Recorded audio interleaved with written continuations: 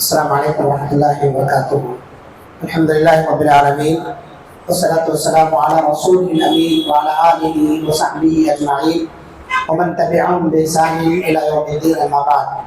رب اشرح لي صدری ويسر لي امری واحلل عقدۃ من لسانی یفقهوا قولی، رب زدنی علما اللهم انفعنا بما علمتنا وعلمنا ما ينفعنا وزدنا علما وعملا، آمین یا رب العالمین۔ آج کے درس میں جس موضوع پر گفتگو کرنی ہے وہ ہے امامت کی فضیلت اور اماموں کی ذمہ داریاں۔ اس سلسلے میں اللہ کے رسول صلی اللہ علیہ وسلم کا ارشاد ہے، امام کو اس کے پیچھے نماز ادا کرنے والے تمام لوگوں کے بقدر اجر ملے گا۔ یعنی جو آدمی لوگوں کی نماز کی امامت کراتا ہے، جتنے لوگ بھی اس کے پیچھے نماز پڑھ رہے ہیں ان کو تو ان کا ثواب ملتا ہی ہے، ان کی امامت کرانے کی وجہ سے ان سب کا ثواب اللہ تعالیٰ اسے بھی عطا فرماتا ہے۔ تو یہ امام کی فضیلت میں گویا بہت بہترین حدیث ہے۔ اسی طرح سے آپ صلی اللہ علیہ وسلم کا ارشاد یہ بھی ہے کہ اگر اماموں نے نماز کی ادائیگی اچھی طرح کی تو تمہارے لیے بھی ثواب ہے اور ان کے لیے بھی ثواب ہے۔ انہوں نے سنت کے طریقے پر نماز پڑھائی، خشوع خضوع کا خیال کیا، تمام ارکان کو اعتدال کے ساتھ انجام دیا، تو ان کو بھی ثواب ملے گا اور تمہیں بھی ثواب ملے گا۔ اور اگر انہوں نے نماز میں کی ادائیگی میں غلطی کی، یعنی سنت کا خیال نہیں رکھا، صحیح طریقے پر جو اللہ کے رسول صلی اللہ علیہ وسلم کے نماز کا طریقہ ہے اس طرح سے نماز نہیں پڑھایا، تو تمہارے لیے تو ثواب ہے لیکن ان کے لیے وبال ہے۔ یعنی آپ کی نماز ہو جائے گی، آپ کے نماز پر کوئی بھی فرق نہیں پڑے گا، آپ کو ثواب ملے گا، کیونکہ غلطی آپ جان بوجھ کے نہیں کر رہے ہیں، غلطی وہاں سے ہو رہی ہے، ان کی اقتداء میں ہے، آپ ان کی اقتداء میں ہے، آپ اس وجہ سے آپ جیسا امام کرا رہے ہیں آپ کر رہے ہیں، تو ثواب آپ کو ملے گا لیکن وبال ان کو ملے گا۔ بہت سارے ہمارے بھائی ہیں جو نماز پڑھاتے ہیں، دونوں سجدوں کے درمیان کی بیٹھک ہے، اس میں مقتدیوں کو بیٹھنے کا موقع نہیں دیتے، اس کے درمیان کی دعا نہیں پڑھتے ہیں۔ اسی طرح سے رفع الیدین سمیع اللہ لمن حمدہ کہنے کے بعد اللہ کے رسول صلی اللہ علیہ وسلم اتنی دیر تک کھڑے رہتے کہ جسم کی پیٹھ کی پوری ہڈیاں اپنی جگہ پر آ جائیں اور آپ اس میں دعا پڑھتے، ربنا ولک الحمد حمدا کثیرا طیبا مبارکا فیہ، یہ دعا پڑھتے تھے اللہ کے رسول صلی اللہ علیہ وسلم۔ کچھ مساجد میں لوگ امامت کراتے ہیں، نہ تو اپنا پڑھتے ہیں اس دعا کو اور نہ مقتدیوں کے پڑھنے کا موقع دیتا ہے، یعنی وہ رکوع کے بعد کھڑے ہی نہیں ہوتے۔ تو اب یہ غلطی مقتدیوں کی ہے یا امام کی ہے؟ امام کی ہے۔ وبال کس کو ملے گا؟ امام کو ملے گا۔ تو اس کا خیال رکھنا چاہیے اماموں کو۔ تو اماموں کی فضیلت میں اللہ کے رسول صلی اللہ علیہ وسلم نے یہ حدیث بیان فرمائی کہ جو آدمی امامت کرا رہا ہے اگر اس نے صحیح طریقے پر نماز ادا کرائی تو مقتدیوں کے لیے بھی ثواب ہے اور امام صاحب کے لیے بھی ثواب ہے۔ لیکن اگر امام صاحب نے نماز کی ادائیگی میں، اس کے ارکان میں، اس کے جو واجبات ہیں، سنتیں ہیں نماز کی، ان میں کچھ غلطی کی ہے، جان بوجھ کے ادا نہیں کیا ہے، تو مقتدیوں کے لیے تو ثواب ہے لیکن امام صاحب کے لیے وبال ہے۔ اس کا مطلب امامت بڑی ذمہ داری ہے اور اتنے تمام لوگوں کی ذمہ داری ہے، اس لیے کسی کی نماز نہیں خراب کرنی چاہیے۔ امام کی جو ذمہ داری، یہ تو فضیلت کے تعلق سے بات ہو گئی، امام کی فضیلت کیا ہے؟ امام کی فضیلت میں ہم نے حدیث حاصل کر لی کہ امام جو نماز پڑھاتا ہے اس کو بھی اپنی نماز کا ثواب ملتا ہے اور پیچھے جتنے لوگ اس کے نماز پڑھ رہے ہیں ان سب کے نماز پڑھنے کا ثواب اس کو بھی ملتا ہے، مقتدیوں کو بھی ملتا ہے۔ یہ بہت بڑی فضیلت۔ اللہ کے رسول صلی اللہ علیہ وسلم کی ایک حدیث ہے، الدال علی الخیر کفاعلہ، خیر کی طرف رہنمائی کرنے والا ایسے ہے جیسے خود وہ خیر کا کام انجام دینے والا۔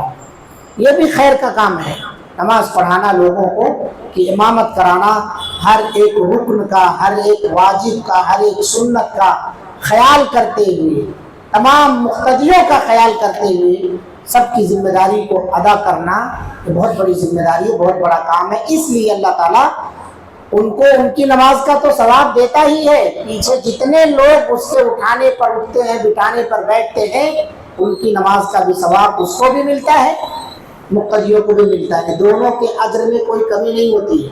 ایسا نہیں ہے کہ ان کا ثواب مار کے امام صاحب کو دے دیا جاتا، نہیں، ان کو ان کی نماز کا ثواب مکمل ملتا ہے۔ امام کی ذمہ داریاں کیا ہیں؟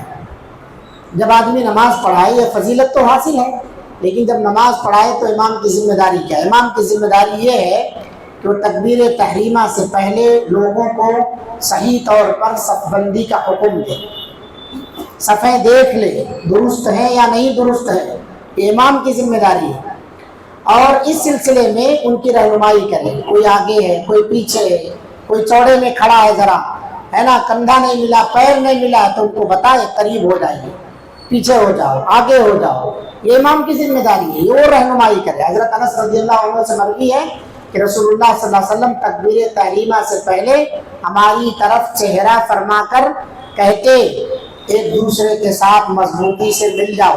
آپ کو بتایا جاتا ہے صفوں کے درمیان خلا نہ چھوڑو، مل کے کھڑے ہو، اور آپ فرماتے برابر ہو جاؤ، تراسو، آپ کہتے ایسے کھڑے ہو جیسے چونا گچھ دیوار آپس میں ایک دوسرے ایک سے مل کے لگی رہتی ہے، اس انداز سے صفیں درست کرو۔ اسی طرح نعمان بن بشیر رضی اللہ عنہ کی روایت ہے، وہ روایت کرتے ہیں کہ آپ صلی اللہ علیہ وسلم نے لوگوں کی طرف منہ کر کے 3 مرتبہ فرمایا استو، درست ہو جاؤ، اپنی صفوں کو برابر کر لو، اپنی صفوں کو درست کر لو، اپنی صفوں کو سیدھی کر لو، 3 مرتبہ اللہ کے رسول صلی اللہ علیہ وسلم نے فرمایا۔ اللہ کی قسم، آپ نے آگے کہا تم صفوں کو برابر کرو ورنہ اللہ تمہارے دلوں میں پھوٹ ڈال دے گا۔ معلوم یہ ہوا کہ آج ہمارے دلوں میں جو ایک دوسرے کے تعلق سے رسہ کشی ہے، رنجشیں ہیں، نفرتیں ہیں، یہ ہماری صفیں درست نہ ہونے کی وجہ سے۔ اگر ہم صحیح سے صفیں درست کریں تو اس کا اثر ہماری زندگی پر بھی پڑتا ہے، نماز کی درستگی پر جو پڑتا ہے وہ تو پڑتا ہی ہے، اس کے علاوہ بھی اس کا اثر ہمارے دلوں پر پڑتا ہے، نماز کی چھاپ بہت دور تک جاتی ہے، تو ہمیں اس کا خیال رکھنا چاہیے۔ اللہ کے رسول نے قسم کھا کر کے کہا صفیں سیدھی کرو ورنہ اللہ تمہارے دلوں میں پھوٹ ڈال دے گا، ٹیڑھا پن دلوں میں ڈال دے گا، اور جب دل ٹیڑھا ہو گیا تو آپ یاد رکھیے کہ اللہ تعالیٰ آپ کے عملوں کو قبول نہیں فرمائے گا۔ حضرت نعمان بن بشیر کی ایک اور روایت کے الفاظ ہیں، نبی صلی اللہ علیہ وسلم ہمیں صفوں میں ایسے برابر اور سیدھا کیا کرتے تھے جیسے تیر کو سیدھا کیا جاتا ہے، اتنی سیدھی صف کو آپ صلی اللہ علیہ وسلم بناتے تھے، تیر کہیں سے ٹیڑھی نہیں ہوتی، اگر تیر ٹیڑھی ہو تو نشانے پر جا کر لگے گی نہیں، ایسے ہی صفیں ٹیڑھی ہو تو اللہ کے یہاں نشانے پر جا کے نہیں لگے گی، قبول نہیں ہوگی، اس لیے آپ صلی اللہ علیہ وسلم صفیں سیدھی کرایا کرتے تھے۔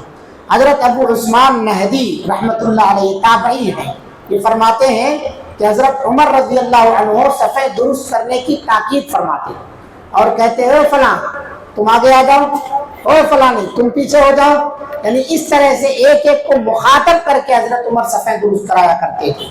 حضرت عمر، حضرت عثمان رضی اللہ عنہما نے صفوں کی درستگی کے لیے تو کچھ لوگوں کو متعین کر رکھا تھا، اس سے معلوم ہوتا ہے کہ صفوں میں پیچھے جو لوگ موجود ہوں وہ خیال کر لیں پیچھے صفوں کا، درست ہے نہیں درست ہے، صرف اپنا خیال نہ کریں میں درست ہوں، اور بھی لوگ صحیح کھڑے ہوئے ہیں یا نہیں کھڑے ہوئے ہیں، تو کچھ لوگوں کو متعین کرتے، وہ جب تک صفوں کی درستگی کی اطلاع نہیں دیتے یہ لوگ نماز میں تکبیر ہی نہیں کہتے تھے، جب پیچھے سے آواز آتی ہاں صفیں درست ہو گئی ہیں تب یہ لوگ تکبیر کہہ کے اللہ اکبر کہہ کے نماز شروع کرتے تھے۔ بعض روایتوں میں یہ بھی آیا ہے کہ حضرت عمر رضی اللہ عنہ صفوں کی درستگی کے لیے لوگوں کو مارنے سے بھی گریز نہیں کرتے تھے۔ کچھ بہت سارے ایسے لوگ ہوتے ہیں بولتے رہو وہ آگے پیچھے کھسکتے ہی نہیں، اثر ہی نہیں ہوتا ان کو کہ دوسرے کو کہا جا رہا ہے، تو ایسے لوگوں کے لیے تنبیہ الغافلین ہے، غافلوں کو تنبیہ کرنے کے لیے 4 کتابیں آسمان سے آئی، 5واں آیا ڈنڈا، تو حضرت عمر رضی اللہ عنہ ڈنڈا لے کے مارتے تھے، سیدھے رہو، ایک بار بولنے سے نہیں سنتے ہو تو مارنے سے بھی گریز نہیں کرتے. اور حضرت ابو عثمان جو تابعی ہیں کہتے ہیں میں بھی ان لوگوں میں سے ہوں جنہوں نے حضرت عمر کی مار کھائی ہے صفحہ درست کرنے میں. بہت سارے اساتذہ ہوتے ہیں پڑھاتے ہیں, کچھ نہیں یاد ہوتا ہے تو کبھی ڈنڈے پڑ جاتے ہیں تو وہ زندگی بھر یاد رہتا ہے کہ اس کام کے لیے ہمارے فلاں استاد ہم کو ڈنڈا مارے تھے. تو حضرت عمر کی مار انہیں یاد رہی کہ میں بھی ان لوگوں میں سے ہوں جنہوں نے حضرت عمر جن لوگوں کی مار حضرت عمر رضی اللہ عنہ جن پر حضرت عمر کی مار پڑی ہے, میں بھی ان لوگوں میں سے ہوں. تو یعنی کہنے کا مقصد یہ ہے کہ اتنا اہتمام کیا جائے صف کی درستگی میں, اور امام اتنا خیال کرے کہ اگر لوگ نہ سدھریں تو انہیں ڈانٹ ڈپٹ کر کے سدھاریں, صفوں کو درست کروائے. اور اس میں ایک مسئلہ اور ہے میرے بھائیوں, وہ یہ ہے کہ جب صفیں درست کرائی جا رہی ہے تو ہمیں اکڑنا نہیں چاہیے. کچھ لوگ کہتے ہیں کیا کریں, پیر ٹیڑھا کر لیں کیا, اب توڑ دیتے کیا پیر, کتنا سیدھا کراتے. کہا جاتا ہے سامنے پیر کو سیدھا رکھیے تو بولتے ہیں کیا توڑ دیتے پیر, کتنا سیدھا کراتے. نرم ہو جاؤ صفوں کی درستگی میں, لینو بین اخوانکم, اپنے بھائیوں کے لیے نرمی کا مظاہرہ کرو, اکڑو نہیں صف درست کرنے میں. یہ شیطان کی اکڑ ہے, اس سے بچنا چاہیے. ہمارا دل ٹیڑھا ہو جائے گا, ہماری نماز درست نہیں ہوگی. اسی طرح سوید بن غفلہ رحمۃ اللہ علیہ حضرت بلال کے بارے میں بیان کرتے ہیں کہ بلال رضی اللہ عنہ نماز میں پاؤں پر مارا کرتے اور ہمارے کندھوں کو سیدھا کرتے ہیں. پاؤں پہ مارتے پیر سیدھا رکھو, اکثر لوگوں کا پیر ٹیڑھا رہتا ہے اور اسی پیر کے ٹیڑھا رہنے کی وجہ سے ان کی صفیں درست نہیں ہو پاتی ہیں. تو ہم تمام کو چاہیے کہ ہم اپنی صفوں کو درست کریں. یہ امام کی ذمہ داریوں میں سے ہیں. باقی اور بھی ذمہ داریاں ہیں, ان ذمہ داریوں کو انشاءاللہ اگلے درس میں بیان کیا جائے گا. اللہ سے دعا ہے اللہ رب العالمین ہم تمام لوگوں کو اپنی صفیں خود درست کرنے اور اپنے آس پاس جو لوگ کھڑے ہیں ان کو بھی درست رکھنے کی توفیق عطا فرمائے, کیونکہ صفوں کی درستگی سے نماز کی درستگی ہے, صفوں کی درستگی سے دل کی درستگی ہے. اور جو آدمی صفیں درست کرائے اسے اپنا خیر خواہ سمجھیے, اسے اپنے لیے ایک رہنما سمجھیے کہ ہمیں اچھے کام کی رغبت دلا رہا ہے, اچھے کام کی رہنمائی کر رہا ہے. اکڑیے مت اور نہ اس سے اکھڑیے. اللہ تعالی ہم سب کو کہنے سننے سے زیادہ عمل کی توفیق عطا فرمائے. آمین. وآخر دعوانا الحمدللہ رب العالمین. والسلام علیکم ورحمۃ اللہ وبرکاتہ. سبحانک اللہم وبحمدک اشہد ان لا الہ الا انت استغفرک واتوب الیک.